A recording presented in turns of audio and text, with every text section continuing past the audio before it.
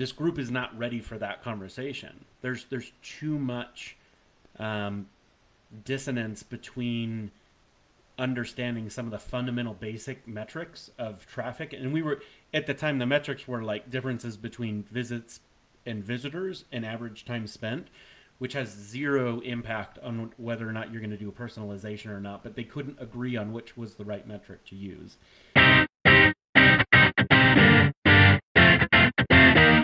Welcome to 33 Tangents, a weekly podcast featuring a rotating panel of co-hosts that all work together in the same company but live in different areas of the world.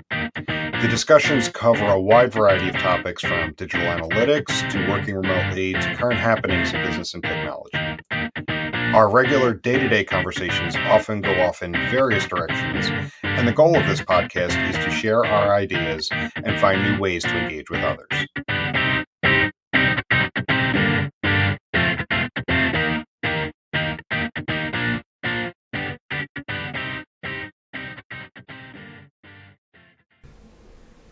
So yeah, Jason messaged me as well. He had a conflict come up, so he's not going to be able to join us. So it's just going to be the two of us today. So exciting.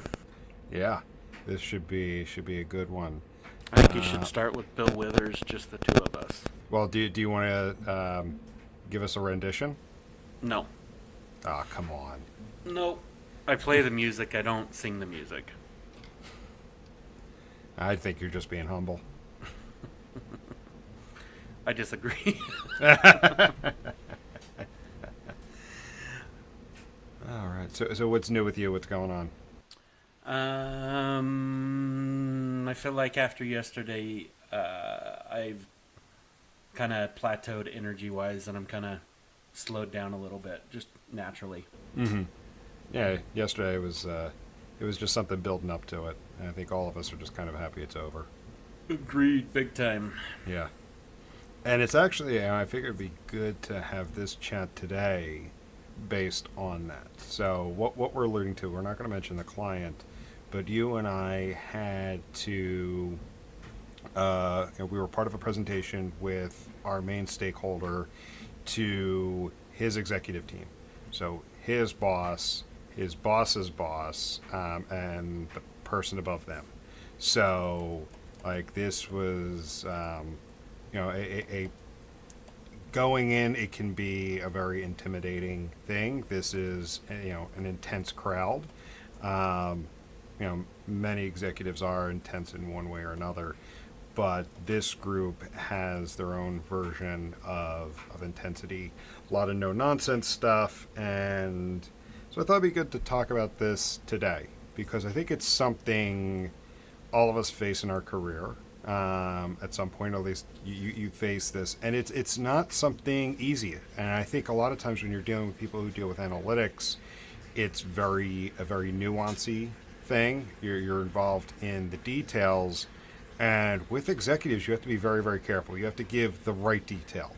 And I'm not saying omit something. I'm not saying lie about something. But sometimes if you give the wrong detail, a conversation can spiral. Yeah, I agree. And I think, I've had quite a bit of experience with it, meeting with different executives of, small companies all the way to, Fortune 100 companies being, in meetings with CMOs or CTOs of Fortune 100 companies. And without fail, each of the meetings results in usually there being some sort of a sidetrack that comes up because somebody mentioned something or alluded to something being a problem or a challenge, and it really wasn't a challenge or a problem. Like maybe there were some data issues, or maybe there was an implementation error or something like that. But the way that it was phrased, or the word choice, resulted in the an executive kind of just grabbing a hold of that and somewhat derailing the conversation for anywhere from 5 to 25 minutes, and it really kind of taking hold of the meeting and getting everybody off track. Yeah, they start to fixate on it, and they start to fixate on the wrong thing. So, for this particular client, who we're not going to name the client this time around, but what was your mindset going into this meeting as we were prepping over the last 2.5 weeks? So there was a handful of things. First that comes to mind is really prepping our stakeholder and our main contact, making sure that he was very clear on the agenda that we wanted to have and go through as part of the meeting, but he was also messaging and setting expectations appropriately. I feel like we did a decent job there. At times, there are challenges with primary points of contact or directors not really managing up effectively. I don't feel like that was the case here, but I've seen that being a problem in the past. And so I think step one for anybody that's in that situation is make sure that your contact is very clear on the outcome and objectives, and that they're communicating that appropriately. Because if they're not, and it's kind of a mixed message that's going internally, you can walk into a completely different type of meeting than you anticipated. That will take you in a very different direction, or you're just not prepared for it. So that was one thing I feel like we did very, very well. Secondarily, I think we established what that agenda was with plenty of time to prepare the content or modify content throughout. And so just having a very clear idea of what you want to accomplish, what you know the needs are going to be from the members or the meeting participants, and making sure that that agenda is clear.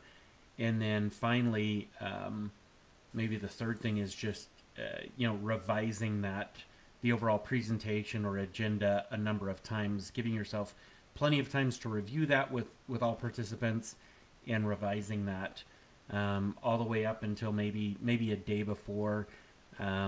There's always going to be a couple of last minute changes, but hopefully you're not making wholesale changes, an hour before a meeting like that. You should pretty much be ready to go about a day in advance.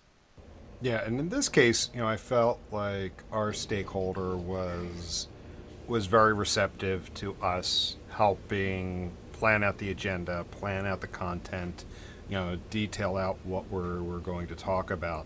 Have you ever had a situation where there was the opposite, where it was kind of like you're pigeonholed, you have to make this kind of presentation, and regardless of what you think, here's what you're going to have to say?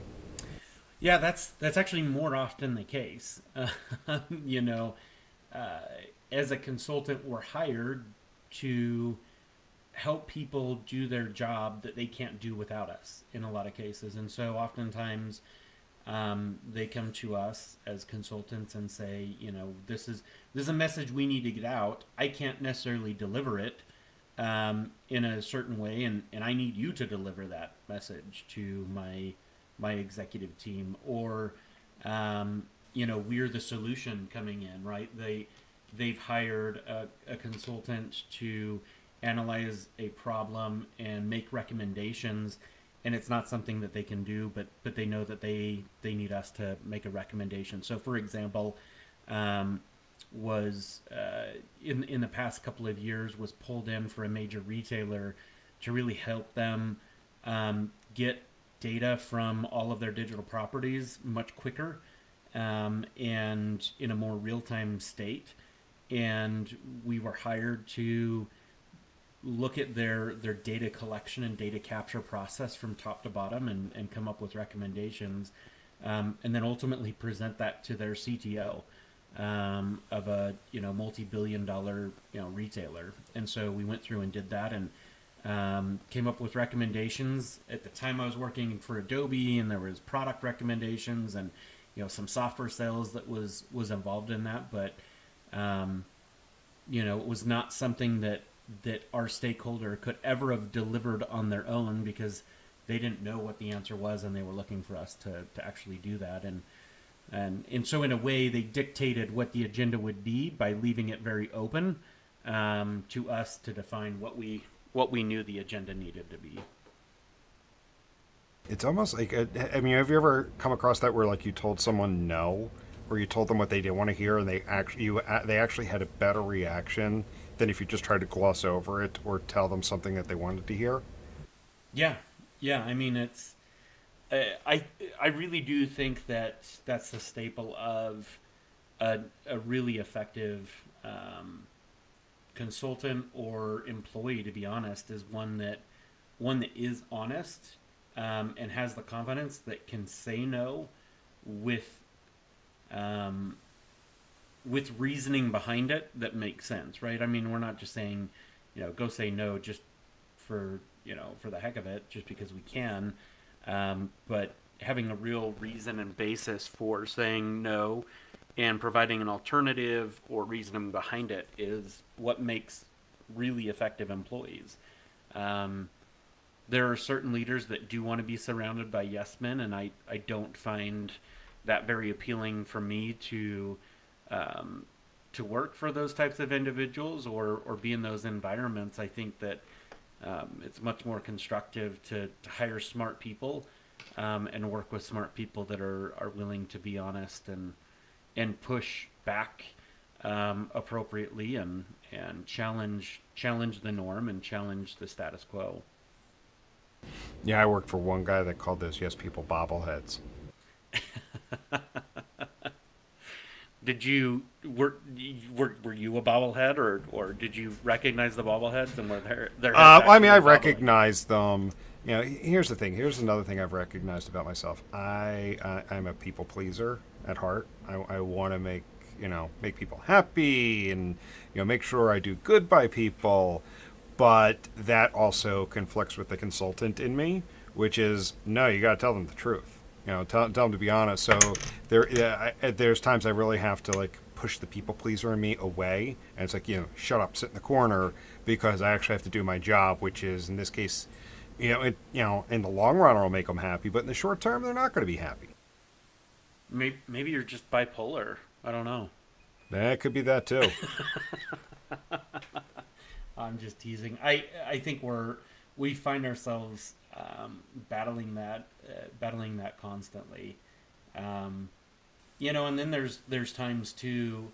Actually, I think our stakeholder did this to us a couple of times because you and I were pushing back on some of the messaging and the order, and finally he was like, I know this isn't the ideal. I know this isn't what we want to do. It's not what I want to do, but ultimately we kind of have to have this message up front, and then we can talk about everything else. And what I think is critical for being effective is the fact that you can be honest and actually have that real conversation where it is a partnership, right? I never felt like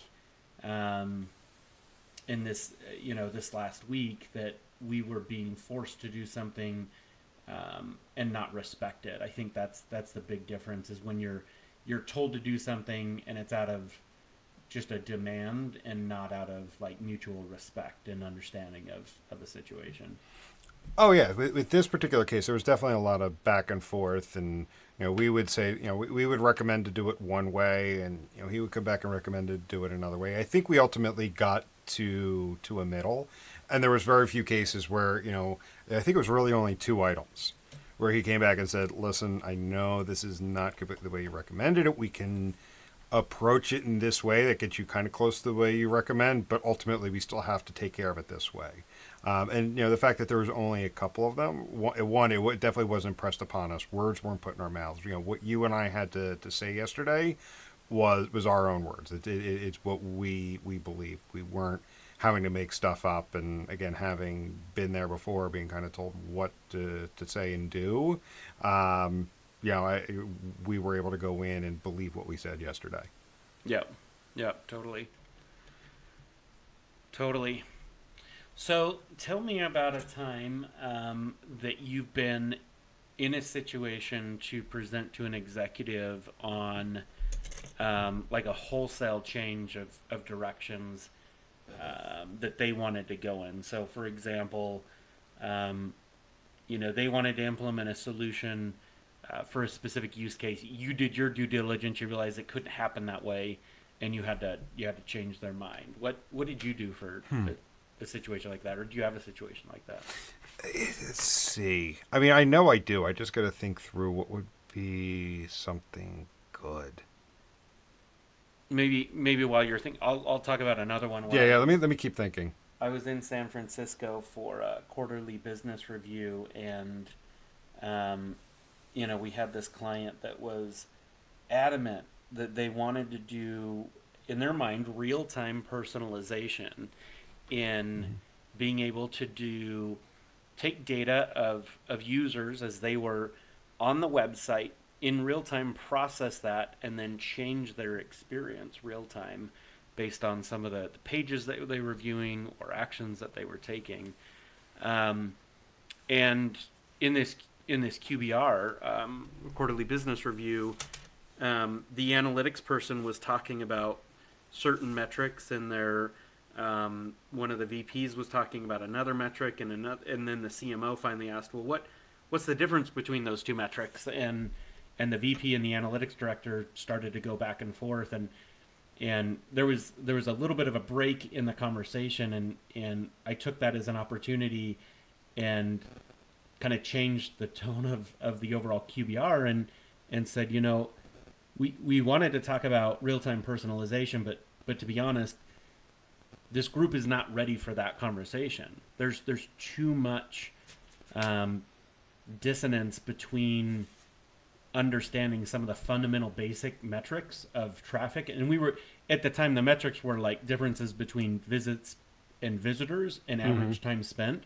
which has zero impact on whether or not you're going to do a personalization or not, but they couldn't agree on which was the right metric to use. And the point is that they wanted to be, soaring in the clouds with all of the eagles doing the most fancy newest thing. And the reality is they still hadn't figured out how to use the wheels on a car, and were just barely walking with some of their interaction. And so I took that opportunity and was very careful about my word choice in that situation.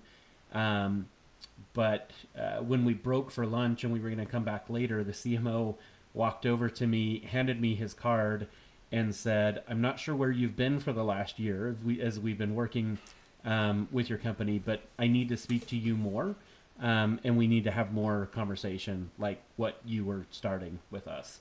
And it was one of those moments that you kind of look back on your career and you think, it's good to be bold, but it's also good to be careful about how you're being bold. And that was a moment in which I was being very bold, and taking a risk of kind of speaking very directly to a group in that situation, and it was very much appreciated, because I think what happens is, the higher up in organizational structure, there's fear of individuals wanting to be more honest, and you get more of the bobbleheads, as you called them, of people just yes men, or yes it's great, or this is great, or that's great, and not really talking about the challenges that exist.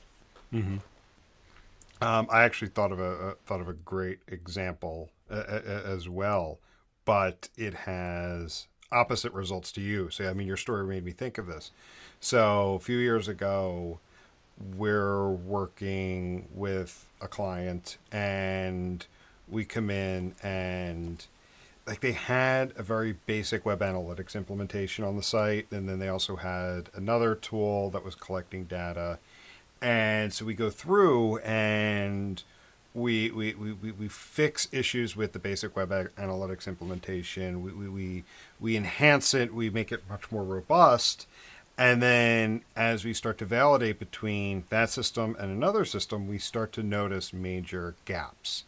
So of course the initial reaction, and this is a very small client, so some of the people on this are like the CMO, and so we're like, the initial idea is, okay, there's issues with what we built, so we go through and we start to investigate, we start to audit it, and we come back like, no, it's working correctly.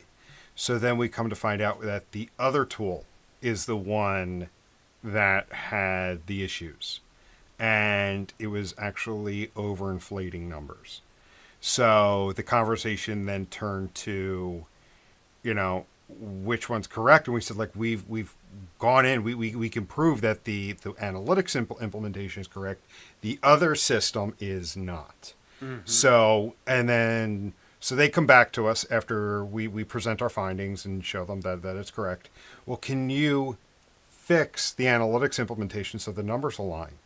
And we're like, so you want us to break it then?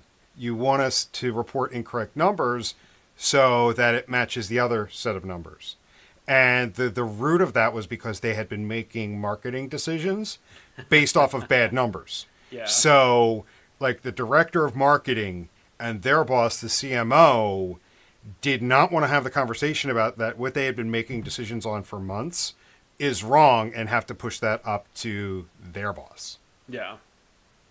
So like, this was one where it went the complete opposite way, because they would not have any conversation about saying, no, you need to go in and reevaluate what you've been doing because you've been doing it off of bad numbers. Isn't that fun? Oh, it was a blast. It also reminds me of when you're in that situation and somebody is migrating from one tool to another, and you get that inherent person that will not allow the new solution to go live until you have a one-to-one match of all metrics. God, I get the shakes with that. Yeah.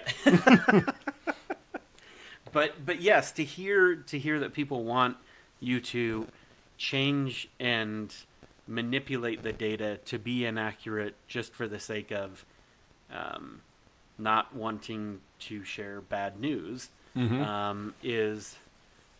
It's an interesting situation that I think exists a lot more often than we might even realize. Mm-hmm. Yeah, we ultimately said, like, we can't have any part of that. Like, we can't make the numbers align, because, again, it comes down to break the system that's accurate so it matches the inaccurate system you have been using, instead of saying we found major gaps and we now have better data. Like, I don't know. Like, I mean, is it just me, or does it seem common sense that the second response is the better one? We have better data. We've been making bad decisions. We can make better decisions now. Yep. Or am I just being naive? You're not in the position where maybe you're going to have to not get a bonus. I mean, we've talked okay, so let me step back. You're not alone here in this audience, but individuals do interesting things when their own paycheck is going to be impacted directly. Mm-hmm. And maybe they weren't planning on being there for a long time, and they knew, okay, I've got to get one more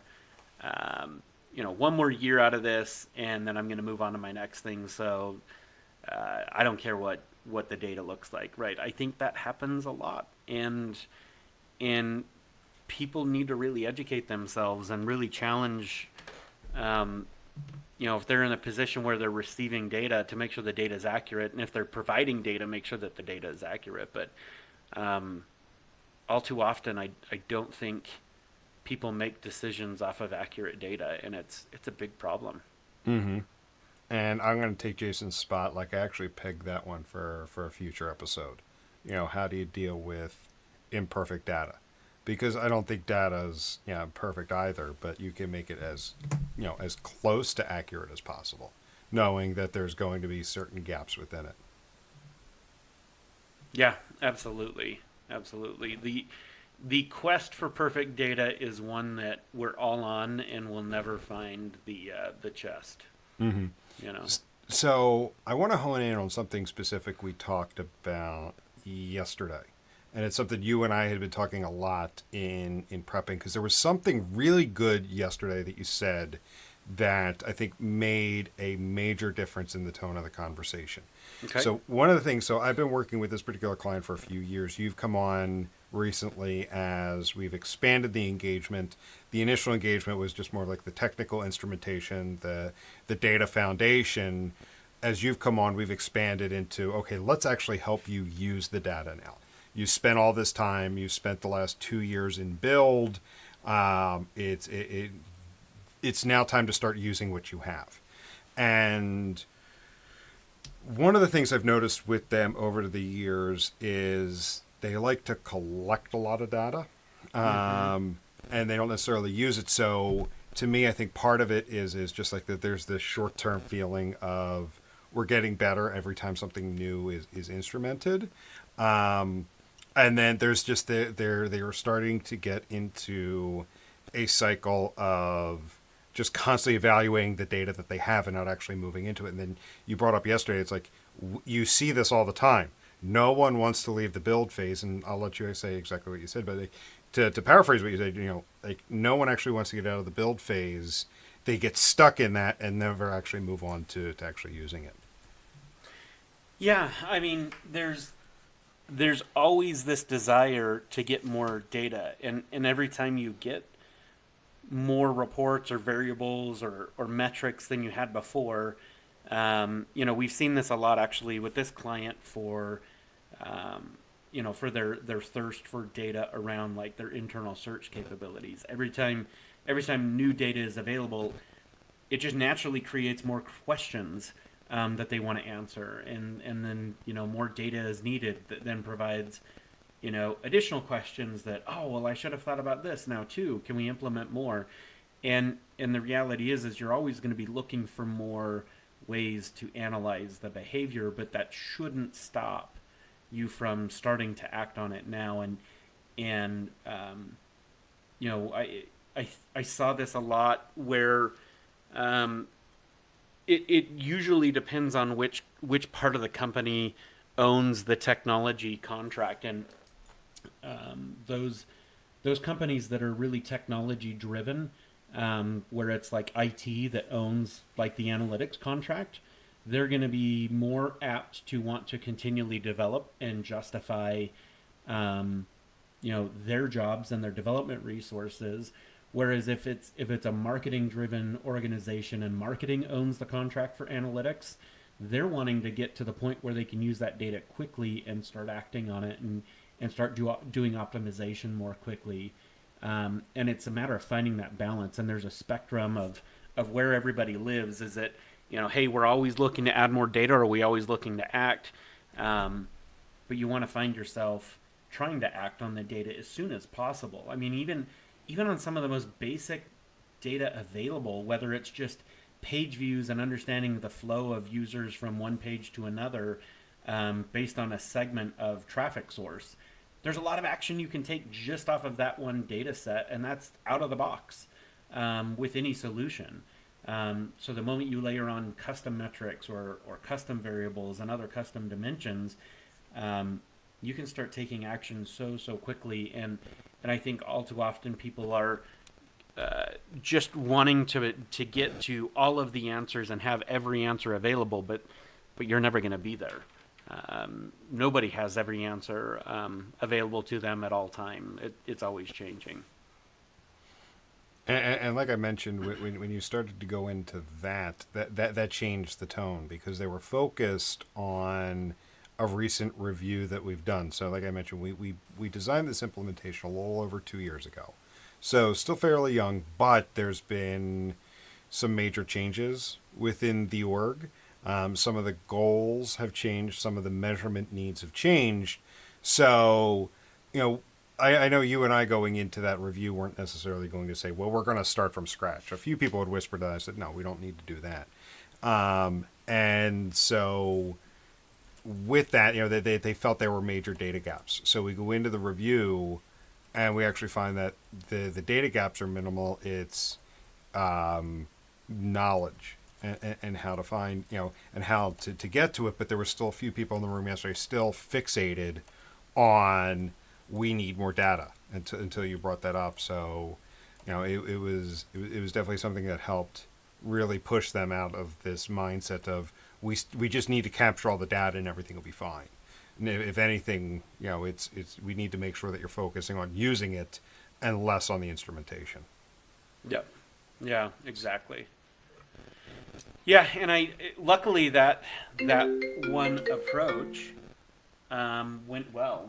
It was a bit of a risky thing to call that out, and like I said, in a way it was a subtle challenge to the team to really get their mindset, and I think part of it too is like the reason the reason I think they focus on what's potential data gaps is I don't think they want to face the bigger question is what else could we be missing, which is the bigger question. Like, do we have the right people on the team? Do we have the right knowledge? Do we need to go out and bring more people in? It's, we'll just, short term solution is there's a data gap, so just go fix it. Mm-hmm. But I think you subtly challenge them, like, no, we need to help you gain the knowledge. You need to actually use it. You have the majority of the data that you need, and if anything, the data gaps are minimal. Yeah, and actually, it wasn't as much of a risk as maybe we're making it sound on this podcast, because our stakeholder actually had a great visual that he had put together that indicated it was a really actually really liked that visual, and I'm going to steal it for other situations in the future, of a Venn diagram of data that they have, and then another circle that overlaid that showed the data gap, and then where they overlap is actually like a perceived data gap, but really it's a lack of education and knowledge how to get the value. And the perception of the team before this call was that those two circles had no overlap at all. But the reality was is there was, a good 70 to 80% of the thought of where they had data gaps was actually an overlap. And that Venn diagram existed. And there are some data gaps, but again, they're marginal. They're on the fringe of kind of those really deep questions on a very specific use case. But the reality is they have so much data that they can be using. And I think that having that alignment and a partnership, which we have a very strong partnership with this stakeholder, for him to lead out with that actually made it possible for us to have a more authoritative voice, and put that recommendation out there more firmly than otherwise maybe we would have been able to otherwise. Mm-hmm. No, oh, agreed. His giving that visual, I think, said more than anything than the three of us could have said combined. Right? It was a very simple but powerful image, and yes, I think it set us up because it also put us in a position to challenge the executive team. And I'm going to use the word challenge because we were basically telling them that you guys did you come back to thinking that you have instrumentation gaps and you don't, but it allowed us to turn around and say, he opened the door for us to say that and for them to be receptive to it. I think it may not have gone over as well or may have been ignored had he not used that. Yeah, totally. And I am really going to steal that visual too. It's a good one. It was good. It could have been designed a little bit better, but the concept was solid, and that's what matters. So as we start to wrap up, what's like the one or two key things that you think are important going into this conversation? I think we touched on it briefly as we started, then we got really weedsy.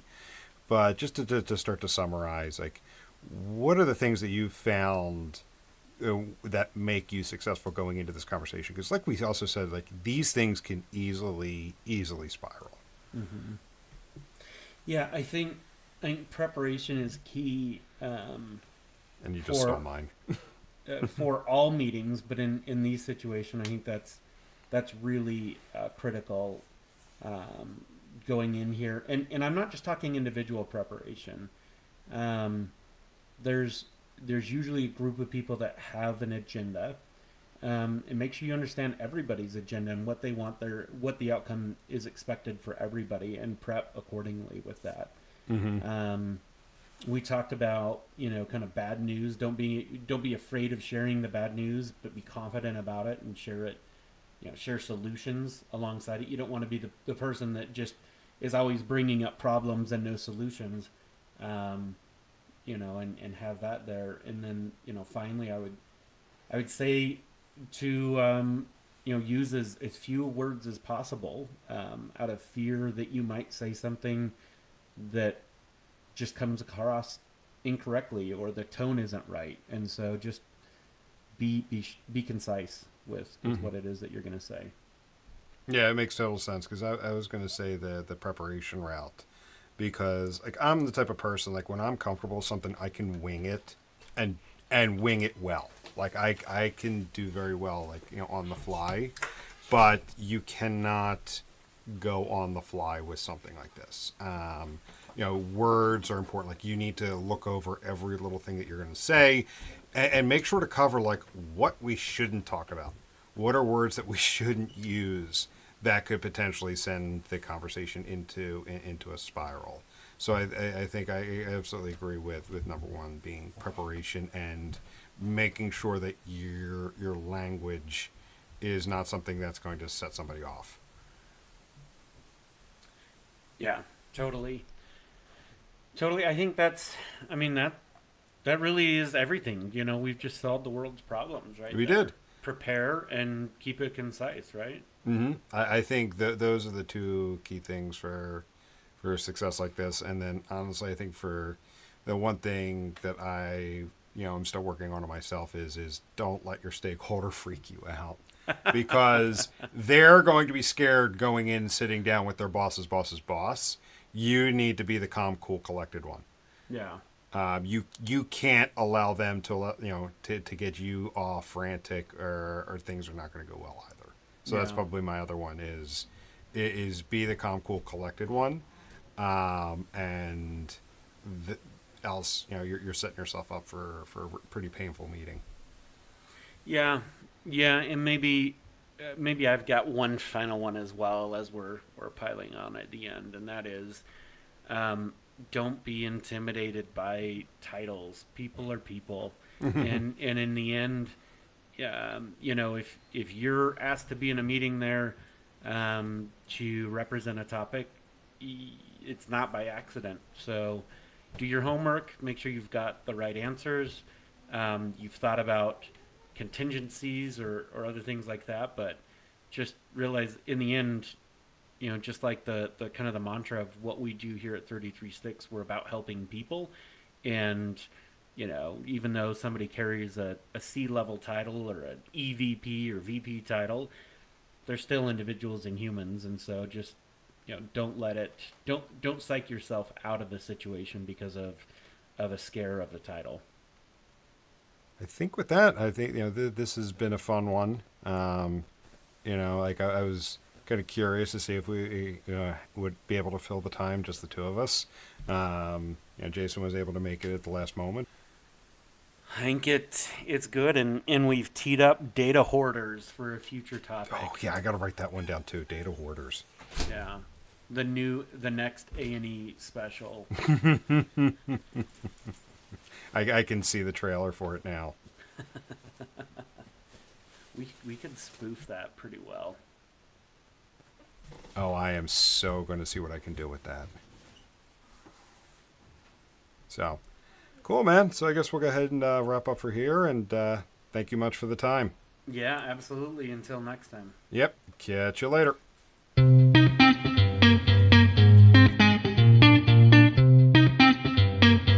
Thank you for listening to this week's episode of 33 Tangents. If you enjoyed what you heard, please rate and review the show on your favorite podcast aggregator so others can find us.